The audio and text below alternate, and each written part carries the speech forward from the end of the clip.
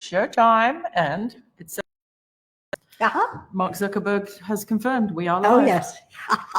Proofoflife.com. I remember you saying yesterday that Mark Zuckerberg was probably still at school when you did whatever it was. Yes. Oh, God. Well, he's terribly young to be so rich. Yeah. So welcome, kids. We have a fantastic guest today that we actually got to hang out with in Malibu yesterday, city dropping. And can you see us, Mart? Yep. Okay, good. And very excited to get Jim on in a couple of minutes. So we did a wonderful presentation at the invitation of last week's guest, Richard Gibbs, at the Composers Breakfast Club, which was lots and lots of fun. And Jim came, and we discovered that he and Angie have more than just the love of music and piano in common. They both made the ballot for audiobooks. Angie's is poetry, and Jim's is narrated audiobook for this year's Grammys. So if there are any voters watching, there's Angie's and my book, Liverpool Limericks. And without further ado, to talk about this fabulous tome, tuned in, here, ladies and gentlemen, here's Mr. Jim Wilson. Hello, darling. Good morning. Oh, good morning. I'm just finishing up my tea, you know. I don't know if you've ever heard of this wonderful tea. Oh, jolly good. Thank you. Thank you very much. Strawberry green fields, huh? I'm sorry, I must have the pinky out to do it properly. Absolutely. Absolutely. Well, welcome, guys. And thank you for making the time, Jim. I know Grammy season is absolutely crazy. Yes. For you. And it's you now have been pulling out all the stuff. So congratulations on making the 67th ballot to both of you. Yeah. That's great news. Mm-hmm. And straight off the top, let's talk about the book. What was the catalyst, well, not catalyst, the impetus for writing this book about your life in music and piano and with all the stars you've worked with? But what was the kernel of the idea?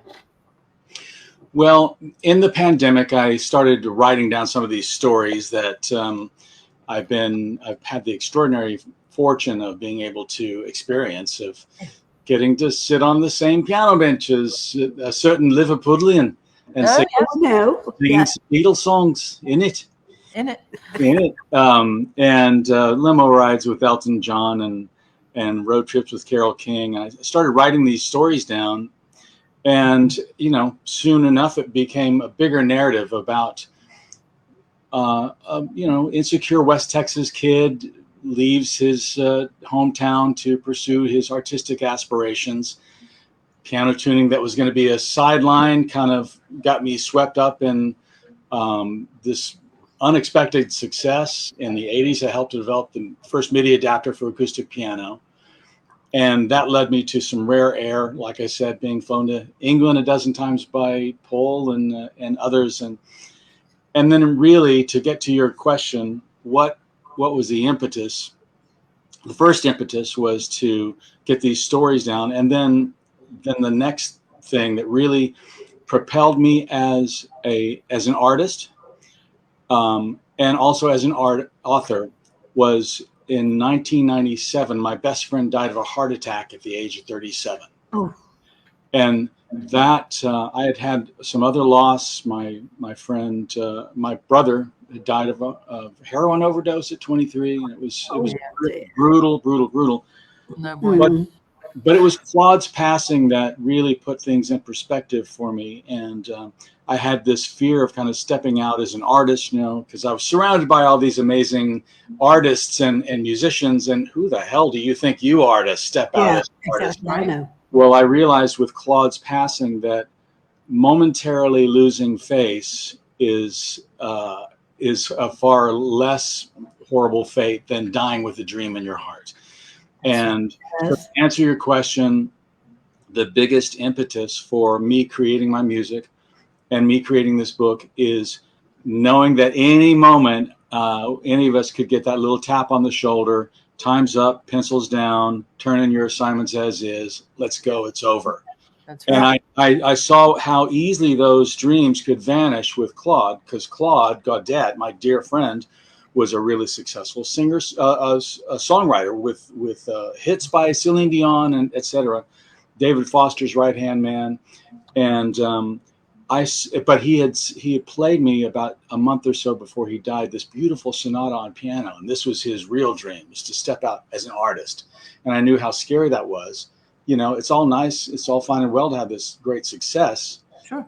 as a songwriter. But, if you really have something to say, that's what you want to do. And you got to slay the dragon. You got to pick up the sword and go for it. And I saw how quickly that could vanish with Claude. So every single CD that I've done, I have 10 albums to my name now, 4 times on the Billboard Top 20, 100 million streams of my music, and 2 PBS specials. Every single one of those achievements, I have Claude in my mind, realizing how quickly and easily this could all be over in a second. Oh, yeah, absolutely. So I want to, it's my legacy, and same thing with my book, Angie, and thank you for your kind words about the book. You wrote me a lovely email. This is my legacy. And my audiobook now, I've been saying that if there was any one thing that was left behind after I'm gone, it's my audiobook, because that's everything. It's a culmination of my life work. That's the story that hopefully moves people to get into pursuing their dreams if they're hitting the snooze button like I was. It's the best of my music. It's some fun sound design stuff. And so, I'm honored to be on the ballot this voting season. So tunedinfyc.com. That's right. Tunedinfyc.com. Yeah, please, if you're, I don't want to break any rules here because I'm not on it. I can't solicit, but it is a fantastic book, and that's what I am allowed to say. So head on over there. Yeah. It's funny, you speaking about time.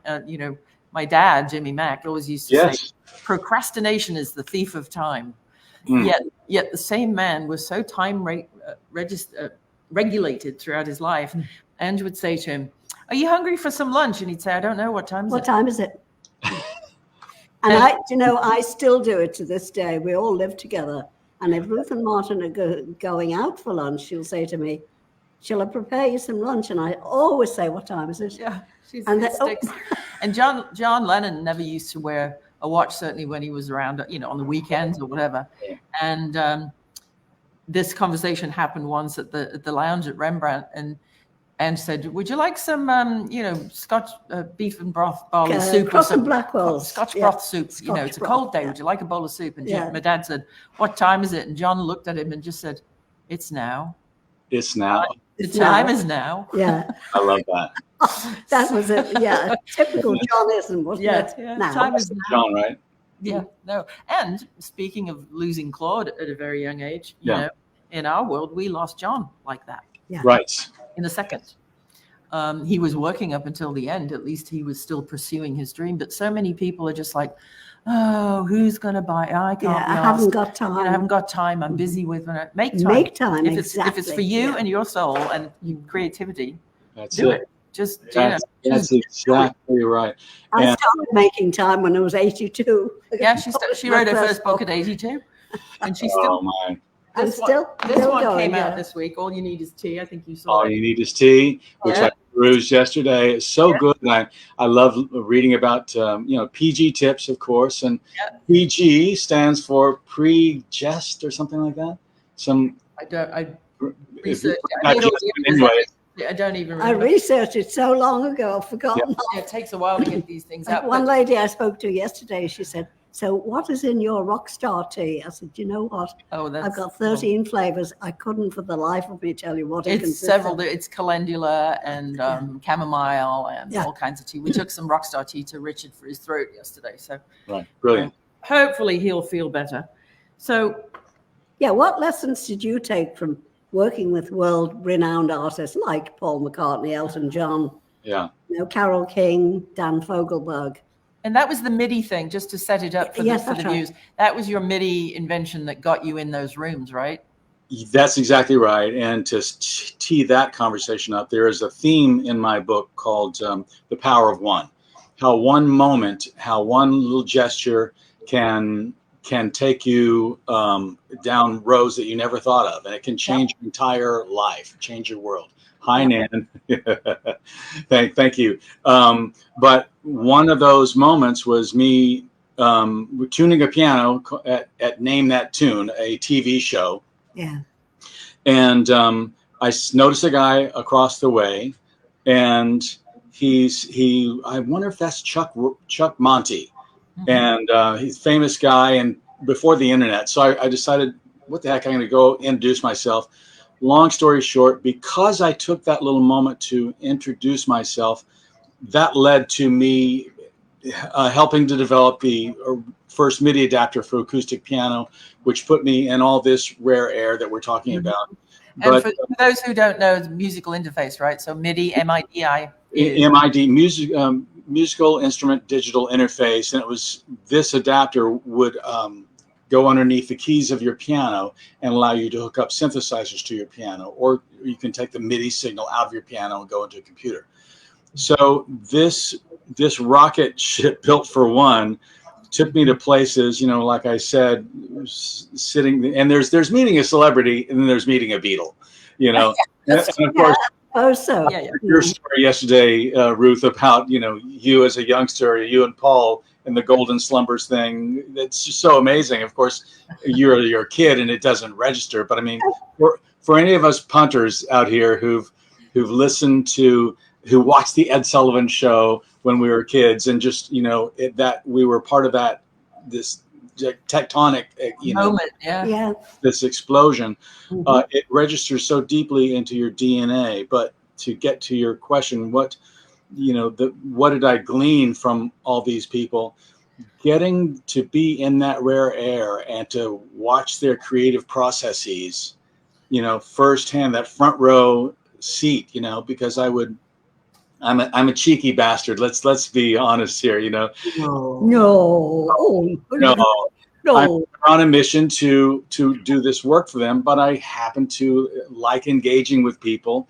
So in many cases, as a result of my being there to work on their piano, it would be a relationship would develop and a kinship, and man, just this magical 4-hour hang with Paul and at Hog Hill Mill Studios down in Icklesham, and at the end of which he says, anytime you're in the UK, just give us a bell.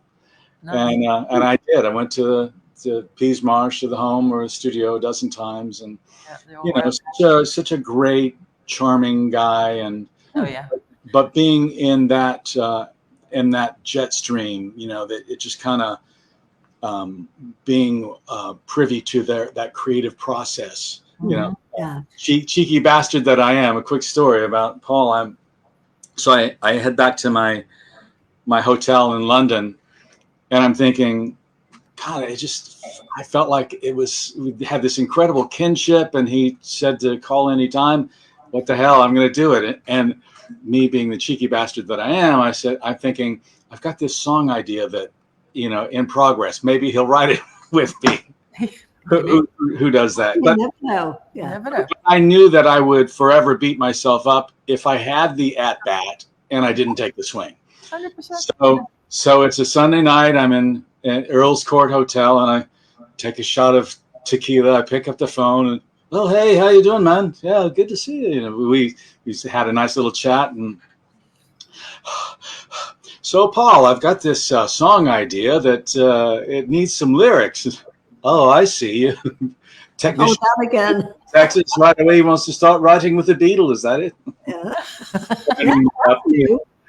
As he should. And he said, "Oh, good. I was thinking I would call you anyway. If you're in town, let's have you out to the home." And so I did. I mustered the nerve to ask him the question. I went down to the house and had tea and bickies with him and Linda, and he described the process of how he, designed this house and all right, come on, let's hear your idea. So we went into the music room and I sat down at the piano and just took a deep breath and went, okay, this is it. Just take the swing. So I started playing the idea, and he genuinely liked it. He goes, yeah, that's lovely. Play it again. So I did, and he jumped in with this harmony right on top of my melody. I'm just thinking, holy shit, just be here. This is really happening. And what would we call it? He's saying, and so we kicking around lyric ideas, and nothing ever came of it. I left him a cassette tape of it, but just sort of being in that zone with, that little creative space, that lit something up in me. And to get a little bit woo-woo here, there's a term in the spiritual world called Shaktipa. When you are in the presence of an enlightened master, a guru, you start vibrating at a higher level, because we are all just vibrations. We are all just atoms vibrating at a certain level. And to be in that zone with Paul, not to elevate him to deity status, but to be in that zone, you know, it just kind of awakens something up in you where you go, oh, wow, this is a new type of possibility of way of seeing things comes up, right? Quick chorus. If you can ring my bell. All right. I mean, that's it. When somebody rings your bell, that's right. It's like when I met Martin at a funeral. Oh, yeah. I saw him across the church, and that was it. Rang my bell. It's a vibration that you feel. It's like when you fall in love with somebody, or you write. You know, I've written 350, 400 songs, and some of them I'm really proud of, and some of them just didn't really quite ever get anywhere because I didn't vibe with the person I was writing with. It's a real chemistry thing, and it's a metaphysical thing. I agree with you, absolutely. But that's the, you know, that was the true magic of the Beatles, being all from the same town at the same time at the same place, and then coming to America 3 months after you'd lost JFK. Right. Yeah, worst Christmas ever, and boom, February, out comes the Beatles. I mean, it was all just the universe putting divine intervention in my world. The Beatles happened for a reason. For you to be right there, sort of at ground zero, and you're 100% right. That narrative is one of my favorite stories of all time. That the planets aligning, how they all aligned, like you said, the JFK assassination, and even backing up from there. Going to Hamburg, the 10,000 hours, as Malcolm Gladwell calls it, you know. Yes. Coming back, and George Martin and Brian Epstein, you know, the whole confluence of all those planets aligning in just exactly the right place at exactly the right time in human history. Yeah. You know, you couldn't have a phenomenon like that again, because there was a certain cloistered naivete to our society that allowed that kind of, you know, thing to happen. So, oh my God, look at these. And it was also organic, you know, it did just happen. And I have a theory that Stuart Sutcliffe was an amazing artist, lovely man, and a wonderful musician. Yes. And Pete Best is an incredible drummer, but there was, you know, Pete was born in Madras, India. Stuart was born in Edinburgh, Scotland. They weren't Scousers. There was one ingredient missing, and it had to wait for Ringo. And Ringo and Paul are both left-handed, so they groove on a whole nother level. Right, they're both southpaw. Right. That's right. And then, you know, they went to Hamburg and recorded My Bonnie as a background with Tony Sheridan, and somebody took 5 copies of the single home to Liverpool, and fans kept coming into NEMS and asking for it. And Brian Epstein's like, well, who are the damn Beatles? I better go and see them. That's right.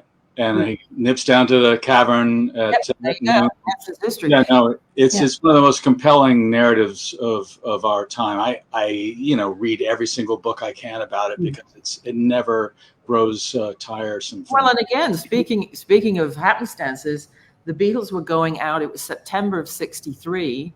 The Beatles were going out on a mini tour from London Airport to Sweden. Yeah. And Ed Sullivan was trying to fly back to New York from London Airport, and they were all delayed. They never would have met, but the fog bank came in, the flights were delayed, and they all wound up in the VIP lounge. And Ed Sullivan was looking at these 4 lads, and obviously who's their manager, and he goes over and says to Brian, who are these? And he said, oh, they're quite the big deal in Hamburg and Liverpool, and we're going to Sweden. And he gave him his card and said, well, if you ever get to the States, I'll put him on my show. If it had not been foggy that day. Right. And then, of course, there's the issue of them trying to get a record deal in the States, and they can't get arrested. You know, they put their music out, and nobody's really listening to it. And wasn't it like Murray the K, the DJ in Buffalo, New York, or something, who gets this request? Hey, can you play some Beatles? The first people to play the Beatles were in Chicago, Illinois, and that was down to Louise Harrison, George's sister, who was living in Benton, Illinois. And George would send her these little 45 acetate, you know, pressings, no label on them, just the demos. And she would repeatedly, God rest, get in her car and drive from Benton all the way up to Chicago and go knock on radio station doors and say, my brother's in a group in Liverpool. Do you want to be the woman at that? Do you want to be the first person in America to play them? And it was because of Louise then that word got out on Chicago radio, and New York fans started asking Murray the K, who are the Beatles? Right. Yeah. So, again, it's all part of that fantastical. I also strongly feel that Jeff Emerick was a big part of this. Oh, 100%. Sure. As things began to expand in the way of techniques and technology. And sound. I mean, he was very young. Fortunately, we hooked up with him just before he died. Just before he died, yeah. We hired Jeff to mix and master a version of called Things We Said Today by one of our clients, Nick Marichal, who is an incredible musician and singer. And so I actually got to work with Uncle Jeff in my grown-up, 50s years, which was such a blast for me because, I known him when I was 7, 8, 9. And now here we are, fast forward in Hollywood, and Jeff and I are having tea and toast in the studio kitchen again. It was great. It was really good. Brilliant. But we're getting way off the track. So have you got any you sat in rooms and studied people like Elton John and Carole King. Is there a commonality to their working process or their creative process, or are people like chefs just so different that all the ingredients, are different? Well, I often think about the time to get to your point, and this story kind of really illustrates that burning desire that every artist has. I remember being at Paul and Linda's home, and hey, I've got to go into Paul and Linda and I have to go to London today, but help yourself to whatever's in the fridge. And so I worked on the home piano for a while. By the way, all 4 kids came in one by one, Mary and Heather and Jane. So wonderful, and not a sense of entitlement whatsoever. But I'm in his studio and I'm looking around at all these paintings in progress in his music room. And I'm thinking, here's a guy who has literally changed the world with his music, who has made so much from the royalties from their songs. He nor Mary nor James or anybody ever have to work a day in their life if they don't want to. Right. But here he is answering to the muse. He's painting because he loves it. You learn to respect and the process. Right. You're drawn into the actual need to create, and he does that. He just continues to create, and every artist will have a dry spell and hit the better songs. And by the way, I so enjoyed listening to your music yesterday. And Ruth has a wonderful background as an artist. And thank you. Thanks. Yeah. Singing in Russian was not part of my plan, but hey, it happens. No, I mean, I think that's also genetic. My dad had a band called Jim Mack's Band in the 1920s. It was a full-on 20-piece, orchestra. That's right. Yeah. And he composed a song called Walking in the Park with Eloise, which is in Paul's newsletter this month, actually. Okay. That when Paul and Linda were recording in Nashville in 1972, 3, 4, somewhere in there, he was in a session with Chet Atkins and Floyd Kramer, and he remembered this old ragtime. It was, I guess ragtime is the best way of calling it, right? Yeah. A song that my dad had written, and he called, and Angie answered the phone, and he said, is my dad there? Can you drag the phone over to the piano? Can you get him to play that song? Oh my gosh. He couldn't remember the middle 8. Right. Middle 8. Yeah. So they gave it a title, and the one and only song my dad ever wrote was recorded by Paul and Linda McCartney, Chet Atkins, and Floyd Kramer, whom my dad had never heard of. Oh my God. Wow. That was the kicker. Right. So, but again, Paul he collected Magrittes and Picassos and stuff as a smart thing to do when I was growing up, but I'm sure he'd rather paint his own. It's just in the DNA. It's created. His brother Mike McCartney is an incredible artist, writer, satirist, poet, doodler. I would think he's a polymath. Mike is a polymath, and his daughter Benna, my niece, Angie's granddaughter, has an art exhibition opening last night in Brighton, UK. So. Right. It goes on and on. As they say, it runs in the family like wooden legs. like like wooden legs. How old were you, Ruth, when Angie married Jim and you were 4? 4.5. It was Almost 5, yeah. Almost 5. It was the November. And Paul would have been how old then? 22. 22. 22. Yeah. Okay. He's really a big brother. Yeah, right. Yeah. A really big brother. 18-year difference. But so to get back to you, why do you think it's speaking of my niece, Benna, she's a lot younger than I am. So why do you think it's important to cultivate music as a part of the education curriculum? Young people. Well, it's vital. Music speaks to us on a level that we can't even articulate. And let's look at the pragmatic benefits of it. It really helps to develop the mathematical part of your brain. That's right. Absolutely. So never mind the artistic part of it, which I'm a campaigner for, advocate for the arts, and we need to cultivate that in all kids. It should be required that you take some sort of music classes and art classes. It helps you develop an appreciation for the finer things in life. Even if you never go on to play piano or whatever, it awakens a part of you, a higher part.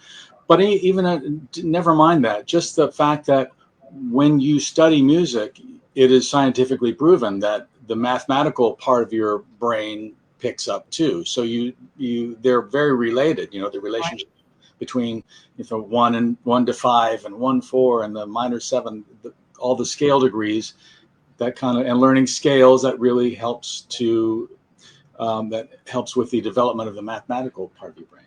Yeah, no, I agree. And also the memory kernel, that they're now looking at, I don't know if you've ever seen an incredible film about Glenn Campbell called I'll Be Me.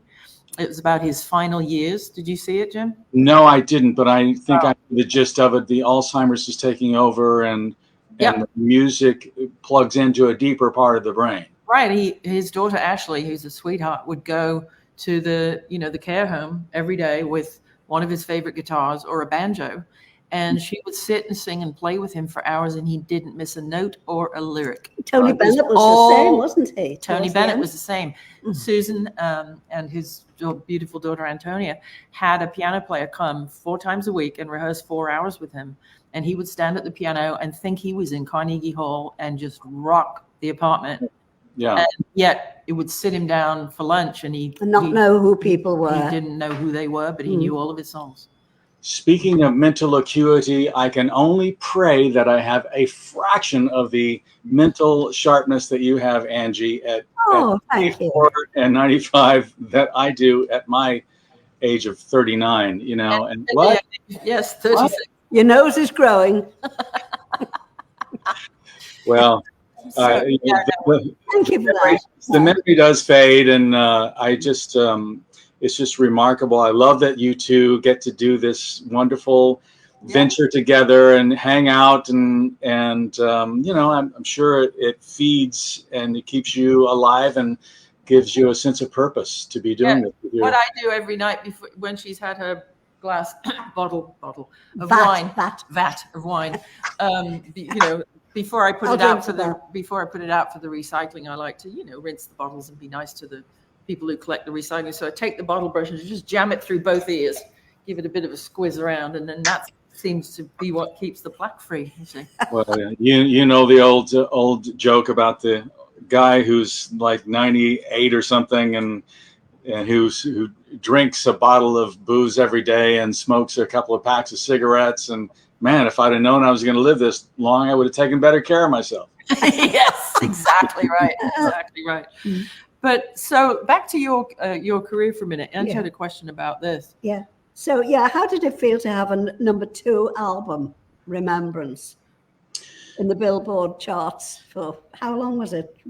Couple of weeks in a row. Right? Yeah, extremely gratifying. Extremely gratifying. I mean, and all of those stats, they're really great.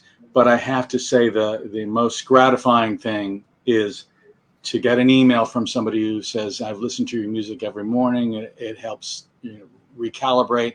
I got my audiobook, I had somebody who had said, I have read the book several times and they listened to the audiobook 6 times in a row. There we go. Speaking of which, tuned in Memoirs of a Piano Man, now available at all fine bookstores, wherever fine books are sold. And the audiobook, of course, is me narrating it. I had the option I talked with a well-known actor about possibly doing the narration for me. And I went over and had him do a little read for me. And it would have been great, but I realized there's nothing like as read by author. Well, you've lived the experiences. Yeah. It's your book. Yeah. And I must say it was a brutal experience. Not brutal, but I mean, I was every day when I would leave the studio after doing 3 or 4 hours of narration of this book, I was emotionally drained, because this, as you've read, this is the celebrity stuff hanging with them. That's nice window dressing, but the deeper questions, I do a deep dive on, what happens to you when you go for your dream and you come face to face against these brick walls and obstacles, and you find the bottle to muster, to carry on. So I did leave some blood on the page with this book, and I'm so proud of it. And but the recording the audiobook was very emotional. It is emotional. Martin produced a couple of audiobooks here at McCartney Studios, and I always make sure that the authors who come in to read, I will find out, sort of what their pace is, when they need a break, what they like to drink. We have one lady who only drank wonderful pomegranate juice, and she was a vegan. So I made sure in her break she got the right sustenance and put her in the right frame of mind. And she'd lost her husband suddenly. So I sort of, when we produce audiobooks, Martin does all the wonderful technical, audio stuff. And then it's sort of like I do the therapy bit. I take the time when somebody's coming in to make sure I'm around if they're feeling these ebbs and flows of emotion, reading back their own life story. Yeah. So you get a bit of time on the therapy couch with me, and then the rest of the time in the studio with Martin, because it really is a roller coaster journey to read your. It is, and it should be. It should be. And as I'm doing these reads in the studio, we kind of know when I'm on in the moment, and let's do that again. And if you're kind of checked out when you're reading something, it's like, okay, there's a better read. But when you're plugging into these deeper emotions, it can be brutal. We've got an expert in that, watching our mutual dear friend Denny Tedesco. I'd say he knows a bit about. I'd say directed the not just the Wrecking Crew, but the Immediate Family films, which is both required viewing for our viewers if you haven't seen either or both of those, or just see them again. And, Denny knows how to, as a director, what I've always loved about his work is he knows how to get a story out of somebody by sort of being a fly on the wall. He doesn't push them into, well, tell me about this or tell me about that. He really does have, as a director, the art of the conversation. I mean, he grew up in it with his dad, Tommy Tedesco. Right. And a funny backstory about the 80s. I was working in the film business, and I got my NABIT card, and I was learning to be a grip and a gaffer and all of these things. So I would volunteer for all kinds of crazy music shoots at night and so on. And on one of these call sheets, I saw Denny's name, and I went, I wonder if he's any relation to Tommy Tedesco, because Tommy was in the Partridge Family and David Cassidy was my childhood crush.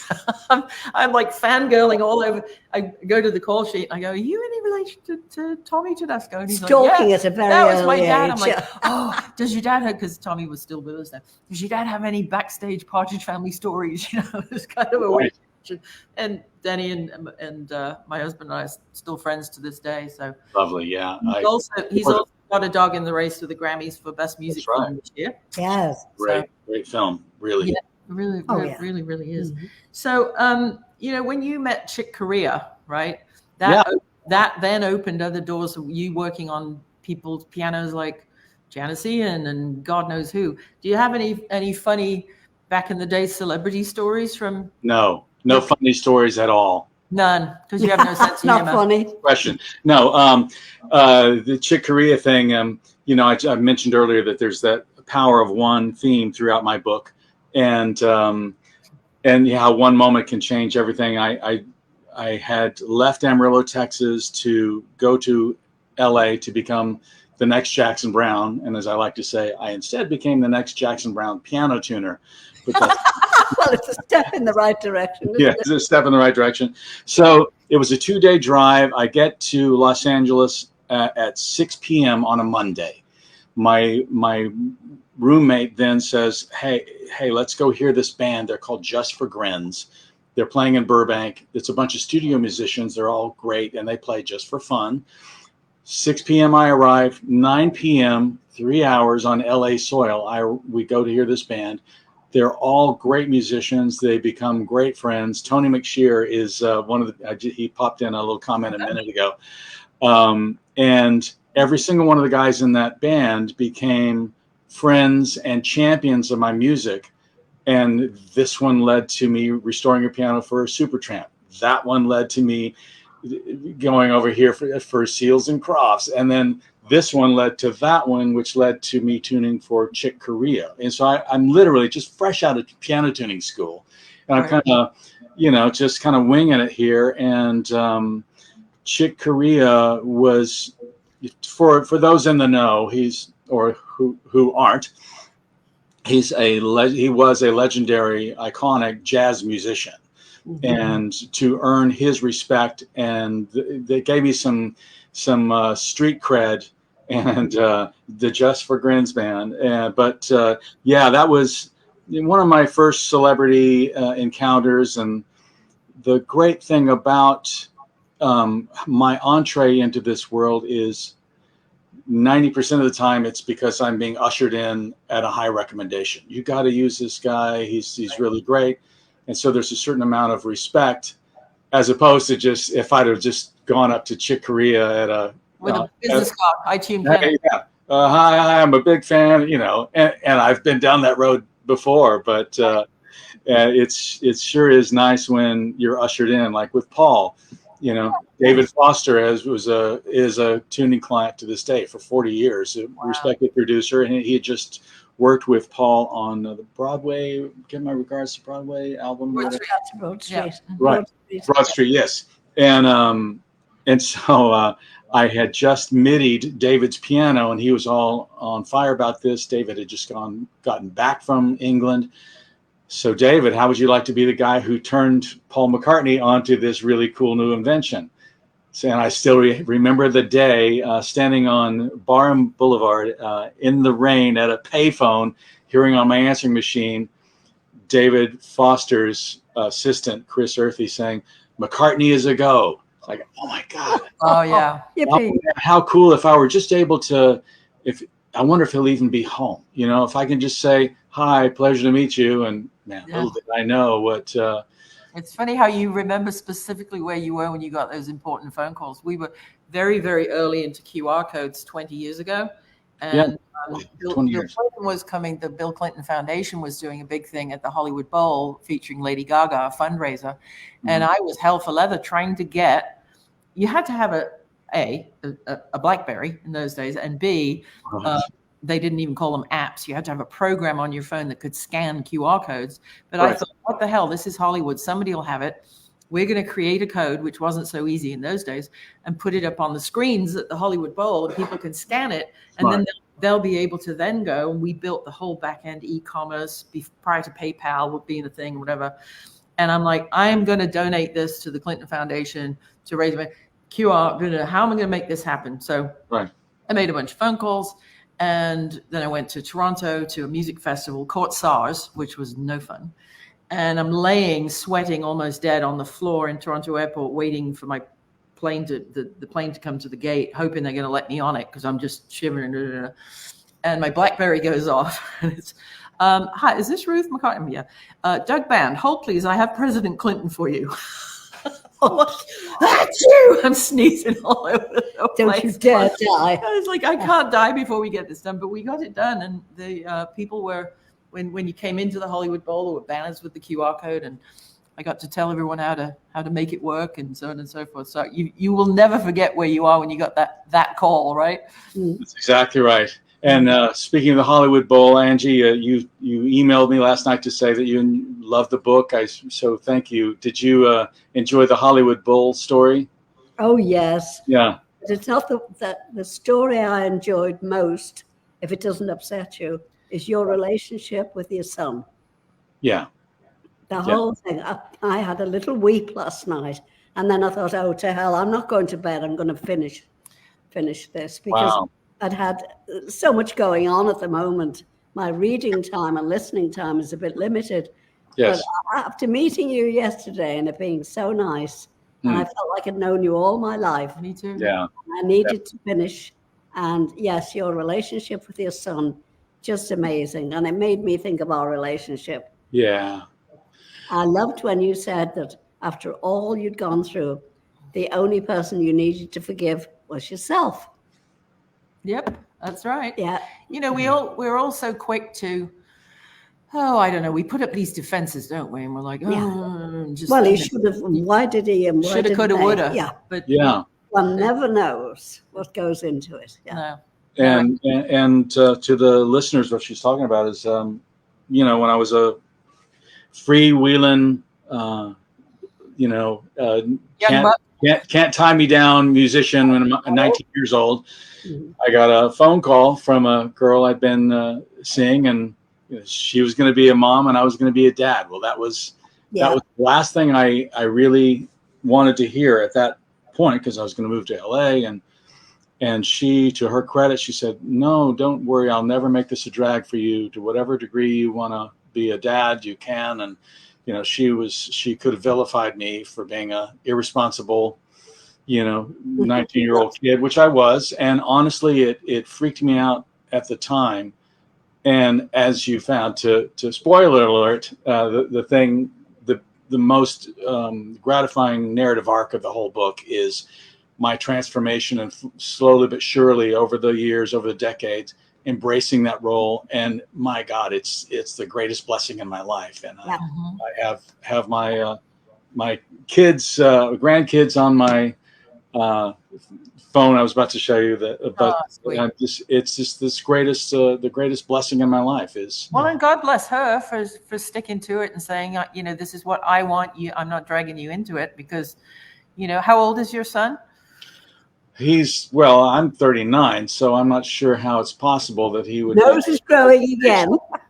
But it wasn't. He's not a teenager. It wasn't yesterday for a woman to make a decision to go it alone like that. That's right. Yeah. A few decades ago was a ballsy decision. So go. And to everybody's good fortune, she moved to be with family in Oklahoma City. She met somebody. She got married, and they all were on the same page. This is your stepdad. Your biological dad is this guy, and it's really to my good fortune, to everybody's good fortune, that she took that road. And we're all great friends, and I love my son Jason. We have the most wonderful gallows humor and dirty senses of humor, and text back and forth, and it's a load of fun. It's a load of fun, isn't it? Yeah. No, sure absolutely. Yeah. So have you got one silly, before we start wrapping up? Have you got one just outstandingly silly or funny celebrity story you want to share? Well, we made the reference to the Hollywood Bowl thing, where it's a roll of the dice where I'm going to end up on stage, because I'm backstage working on Paul's piano, and Andrew Gold comes in and says, "Hey, you want to come sing with us for the big finale for this Earth Day benefit?" And I said, sure. So it's a roll of the dice. I end up standing right behind Paul, 17,000 people, Hollywood Bowl, singing, na, na, na, na, na, na. But in terms of a fun story, there's a moment when I'm working on Paul's piano at the home, and they've gone to London. He comes back, and we're hanging out, and I'm getting ready to leave, and I'm in the hallway. I would love to know if James remembers this story, but 7-year-old James and I are standing in the hallway, and we're just kind of messing around, and I kind of mock hit him, on the shoulder, and he hits me back, and then I slug him again, playfully on the shoulder. Murdoch, the sheepdog, is having none of this. Oh, like hell, you're going to mess with my James. And Murdoch just chomps on me right in the center of my manhood. Oh, boy. And I screamed, and Paul and Linda came running in from the living room. What happened? And I said, well, Murdoch just bit me in the center of my existence. And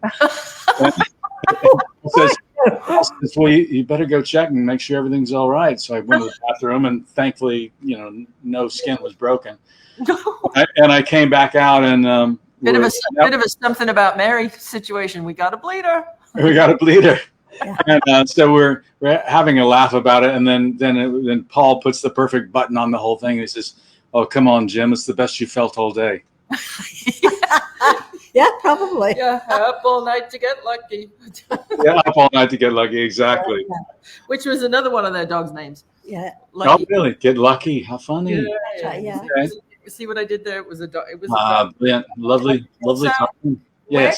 Where can people find you online? And more importantly, if there are any Grammy voters watching, where can they find this online? And we must also say that you've done a fantastic Grammy campaign with Go Kerry Go, and happy birthday, Kerry Gogan. That's right, Kerry. Happy birthday, Kerry. Sent you a card this morning, a Blue Mountain. Okay. Yeah, lovely. So, tell us. Everything about the book is on tunedinfyc.com. We can maybe put that in the chat, tunedinfyc.com.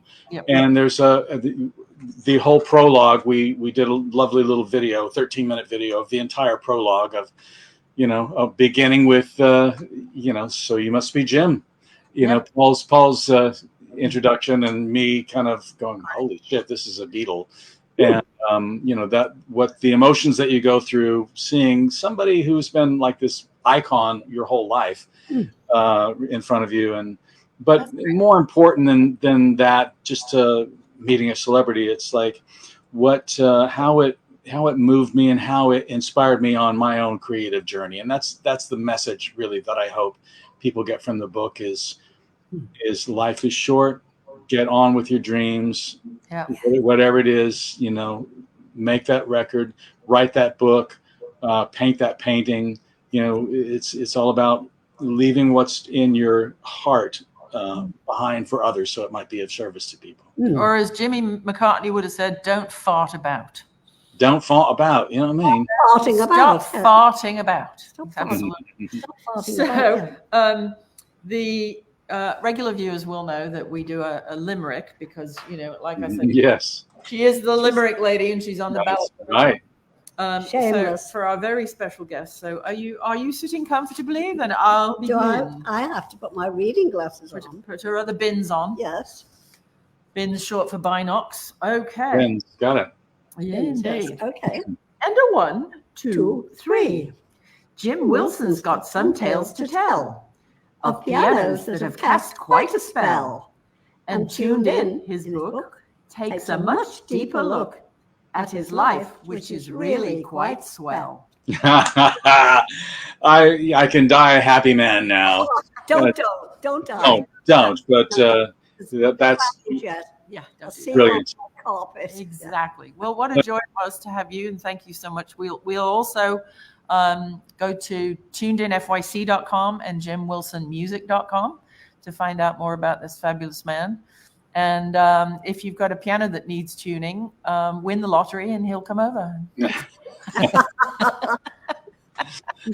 Fantastic. Thanks so much for making the time. This will go on our YouTube channel this afternoon. Brilliant. It will also be, the audio portion will be on our podcast on Buzzsprout, Apple Podcasts, or where you get your podcasts. So I hope to see you all of a sudden. And All of a sudden. best of luck to both of you Thank you. with getting a Grammy nomination, hopefully. Yeah. Yes. Break legs. We will see you kids next week. Okay. Take care. Bye-bye. All right, kids. Much love. Bye-bye. Thank you for having me. Oh, Bye-bye. my pleasure. Our pleasure.